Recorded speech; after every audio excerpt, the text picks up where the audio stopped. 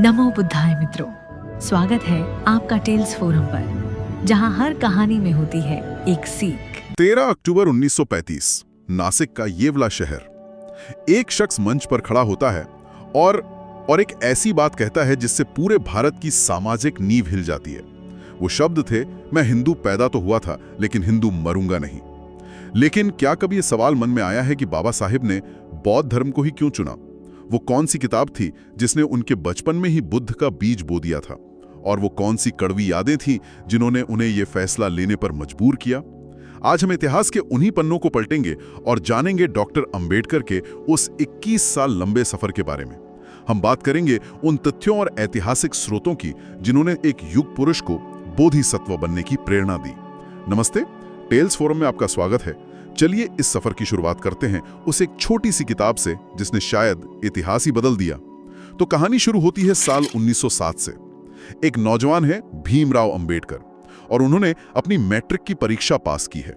और यह समझना जरूरी है कि उस दौर में उनके समुदाय के किसी छात्र के लिए ये एक लगभग अकल्पनीय सी बात थी। बिल्कुल।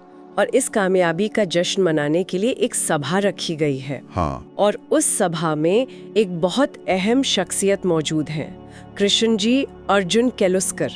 वो अंबेडकर के शिक्षक भी थे और कह सकते हैं एक तरह से परिवार के दोस्त भी। अच्छा।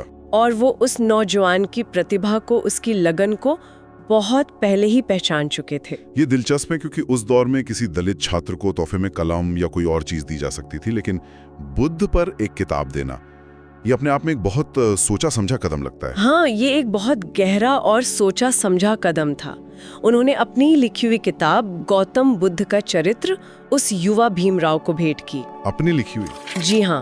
और शायद ये पहली बार था जब अंबेडकर का बुद्ध की शिक्षाओं से इतना सीधा और गहरा परिचय हुआ। वो कोई धार्मिक ग्रंथ नहीं था, बल्कि एक जीवन चरित्र था जिसने अंबेडकर पर जबरदस्त असर डाला। क्या असर डाला? मतलब एक 16-17 साल के लड़के के मन पर उस किताब ने ऐसा क्या कर दिया? जिसे संस्कृत पढ़ने की इजाजत नहीं थी क्योंकि वो अछूत था, और दूसरी तरफ वो उस किताब में एक ऐसे भारतीय दार्शनिक के बारे में पढ़ रहा था जो कहता है कि कोई जन्म से बड़ा या छोटा नहीं होता, कर्म ही सब कुछ है। बिल्कुल, जो वर्ण व्यवस्था को सिरे से खारिज करता है। तो एक तरह से उनके मन में दो अलग अलग दुनियाओं का टकराव हुआ होगा। एक वो दुनिया जिसमें वो जी रहे थे और एक वो जो उस किताब में दिखाई दे रही थी। सटीक कहा आपने। एक तरफ बुद्ध की करुणा और समानता का संदेश, और दूसरी तरफ हिंदू समाज की वो कठोर हकीकत। ये जो विरोधाभास था, ये उनके मन में बैठ गया, और शायद यहीं से ये सवाल उठना शुरू हुआ कि क्या समाज को बदलने का कोई ऐसा रास्ता हो सकता है जो भारत की जमीन से ही निकला हो, और जो इंसान को सिर्फ इंसान होने का सम्मान दे। हाँ बिल्कुल। लेकिन ये तो 1907 की बात है और उन्होंने धर्म छोड़ने की घोषणा की 1935 में। मतलब बीच में एक लंबा फासला है। तो जाहिर है उन्होंने तुरंत धर्म बदलने का फैसला तो नहीं किया। उन्होंने पहले सिस्टम के अंदर रहकर ही उसे सुधारने की कोशिश की होगी। हाँ, और ये पॉइंट समझना बहुत जरूरी है। अंबेडकर का पहला लक्ष्य धर्म तोड़ना नहीं था। नहीं। उनका मकसद था समाज को जोड़ना। हाँ। उन्होंने लगभग 15 साल 1920 से 1935 तक हिंदू धर्म के भीतर रहकर सुधार के लिए एक जबरदस्त संघर्ष किया। वो देखना चाहते थे कि क्या इस धर्म में आत्म सुधार की कोई गुंजाइश है भी या नहीं। हम सब ने महाड़ सत्याग्रह के बारे में पढ़ा है, पर क्या ये सिर्फ पानी के लिए एक लड़ाई थी या इसका मकसद कुछ और बड़ा था? ये सिर्फ पानी की लड़ाई थी ही नहीं।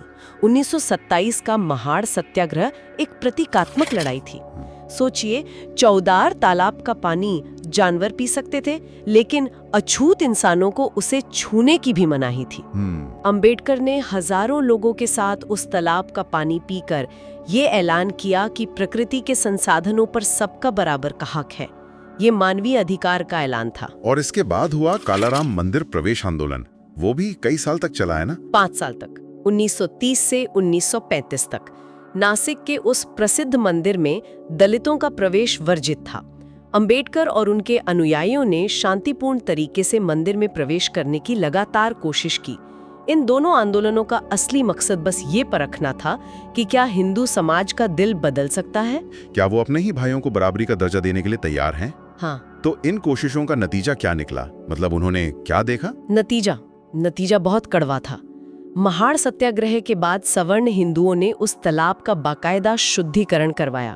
शुद्धिकरण। जी, मंत्र पढ़े गए, गोमूत्र छिड़का गया, सिर्फ ये जताने के लिए कि दलितों के छूने से वो तालाब अपवित्र हो गया था। और कालाराम मंदिर? यहीं पर अंबेडकर उस नतीजे पर पहुंचे जिसने सब कुछ बदल दिया।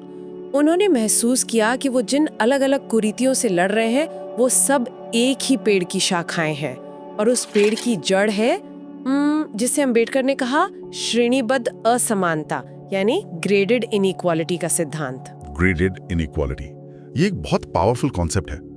इसे थोड़ा और खोलते हैं। ये सिर्फ ऊंच नीच से ज्यादा गहरी बात है ना? हाँ, बहुत गहरी। अंबेडकर का तर्क था कि भारत की जाति व्यवस्था सिर्फ एक वर्टिकल हायरार्की, मतलब ऊंच नीच का मामला नहीं है। ये एक अनूठी व्यवस्था है जिसमें हर जाति अपने से नीचे वाली जाति को दबाकर खुद को ऊंचा महसूस करती है और अपने से ऊपर वाली जाति से दबती है। अच्छा। तो इसमें ब्राह्मण से लेकर सबसे निचली जाति तक हर कोई किसी न किसी का उत्पीड़क भी है और किसी न किसी का उत्पीड़ित भी। इसका मतलब तो ये हुआ कि इसमें एकता या भाईचारे की कोई गुंजाइश ही नहीं बचती। यही इसका सबसे घातक पहलू है। इस व्यवस्था में भाईचारा मतलब फ्रेटर्निटी असंभव है, क्योंकि हर कोई एक दूसरे का प्रतियोगी है, साथी नहीं। और अंबेडकर समझ गए कि वो पत्तों को छांटने की कोशिश कर रहे हैं, जबकि असली समस्या तो जड़ में है, और वो जड़ धार्मिक मान्यताओं से जुड़ी थी। और इसी एहसास के बाद वो ऐतिहासिक दिन आया, 13 अक्टूबर 1935, येवला सम्मेलन। एक मिनट, इस बात को जरा सोचते हैं। हजारों लोग एक साथ, एक जगह, एक आदमी के कहने पर अपनी सदियों पुरानी पहचान छोड़ने के बारे में सोचने को तैयार हैं। ये कोई मामूली बात तो नहीं है। बिल्कुल नहीं है। ये उस आदमी पर भरोसे और उस पुरानी पहचान में मिले दर्द की इंतहा दिखाता है। उस मंच से उन्होंने जो कहा वो दशकों के अनुभव का निचोड़ था। उन्होंने कहा, दुर्भाग्य से मैं एक अछूत हिंदू के रूप में पैदा हुआ। ये मेरे वश में नहीं था, लेकिन मैं आपको विश्वास दिलाता हूं कि मैं एक हिंदू के रूप में मरूंगा नहीं। ये सिर्फ एक भावनात्मक बयान नहीं था। नहीं, ये एक राजनीतिक और सामाजिक घोषणा पत्र था। इस घोषणा के बाद तो पूरे देश की राजनीति में भूचाल आ गया होगा। गांधी जी, बाकी नेताओं की क्या प्रतिक्रिया थी? जबरदस्त प्रतिक्रिया हुई। गांधी जी ने इसे दुर्भाग्यपूर्ण कहा। उन्होंने कहा कि धर्म कोई घर या कपड़ा नहीं है जिसे जब चाहे बदल दिया जाए। उन्हें डर था कि इससे हिंदू समाज बढ़ जाएगा। और बाकी नेता? कई दूसरे नेताओं ने अंबेडकर को मनाने की कोशिश की, लेकिन अंबेडकर अपने निश्चय पर अटल थे। उनके लिए धर्म बदलने का नहीं बल्कि गुलामी से आजादी पाने का सवाल था। ठीक है, तो उन्होंने हिंदू धर्म छोड़ने का ऐलान कर दिया, लेकिन यहां से बौद्ध धर्म तक का सफर भी 21 साल लंबा है। ये बहुत लंबा वक्त है। बहुत लंबा। जाहिर है इस दौरान उन्होंने हर विकल्प को बहुत बारीकी से परखा होगा। इस्लाम, ईसाई धर्म, सिख धर्म, तो फिर आखिर में सुई बौद्ध धर्म पर ही आकर क्यों रुकी?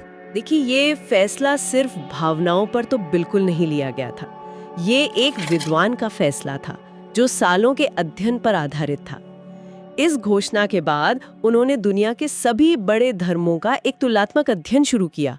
उन्होंने ईसाई मिशनरियों से बात की, इस्लाम के विद्वानों से मिले। सिख नेताओं ने तो निमंत्रण भी दिया था शायद। हाँ, सिख नेताओं ने तो उन्हें सिख धर्म अपनाने का खुला निमंत्रण भी दिया था। एक तर्क ये भी दिया जाता है कि सिख धर्म अपनाने से उन्हें एक मजबूत राजनीतिक और मार्शल समुदाय का साथ मिलता। क्या इस पहलू पर कभी गंभीरता से विचार हुआ? बहुत गंभीरता से विचार हुआ था।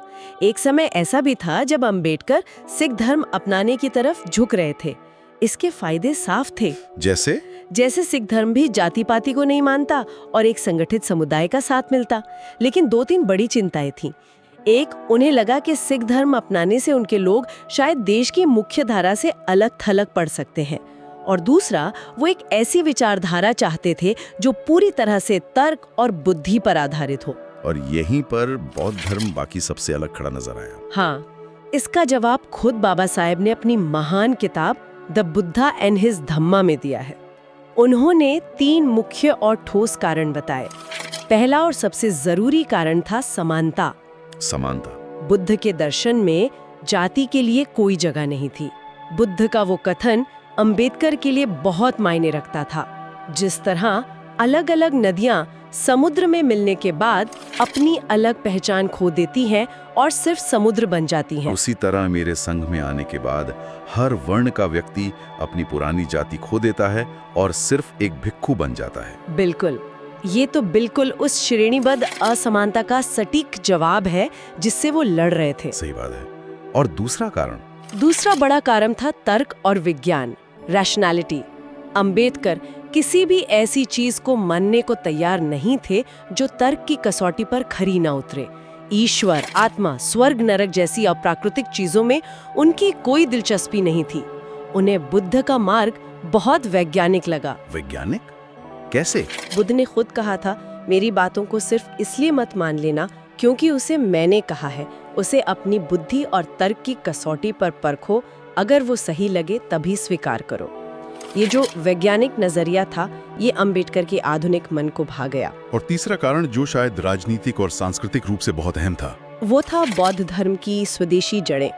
अंबेडकर जानते थे कि अगर वो इस्लाम या ईसाई धर्म अपनाते तो उनके विरोधी उन पर राष्ट्र विरोधी होने का और विदेशी ताकतों के प्रभाव में आने का आरोप लगाते। बौद्ध धर्म अपनाकर वो भारत की ही एक महान और प्राचीन परंपरा को पुनर्जीवित कर रहे थे। इसीलिए उन्होंने इसे धर्म परिवर्तन नहीं बल्कि घर वापसी कहा। तो 21 साल का ये वैचारिक मंथन आखिरकार अपने अंतिम पड़ाव पर पहुंचा। 14 अक्टूबर 1956, नागपुर की दीक्षा भूमि। ये न सिर्फ उनके जीवन का बल्कि शायद भारत के सामाजिक इतिहास का एक मील का पत्थर है। वो दृश्य अकल्पनीय था। नागपुर में लाखों लोग, ज्यादातर सफेद कपड़ों में, एक नए जीवन की शुरुआत करने के लिए जमा हुए थे। ये किसी एक व्यक्ति का निजी फैसला नहीं था। नहीं, ये एक पूरे समुदाय का सामूहिक संकल्प था। और ये सिर्फ एक रस्म नहीं थी। उस दिन डॉक्टर अंबेडकर ने बौद्ध धर्म के सबसे पुराने भिक्षु चंद्रमणि महास्तिविर से दीक्षा ली। और फिर जो हुआ वो इतिहास में शायद ही कभी हुआ हो। उन्होंने खुद अपने हाथों से अपने लाखों अनुयायियों को बौद्ध धर्म की दीक्षा दी। वाह! ये एक सामाजिक क्रांति थी और इस क्रांति का सबसे महत्वपूर्ण हिस्सा थी वो 22 प्रतिज्ञाएं जो उन्होंने सबको दिलवाई। हाँ, उन 22 प्रतिज्ञाओं का जिक्र हमेशा होता है। वो सिर्फ बौद्ध धर्म को अपनाने की शपथ नहीं थी, उनका मकसद कुछ और भी गहरा था। बिल्कुल, वो 22 प्रतिज्ञाएं सिर्फ औपचारिकता नहीं थी, वो एक तरह का मानसिक रीबूट थी।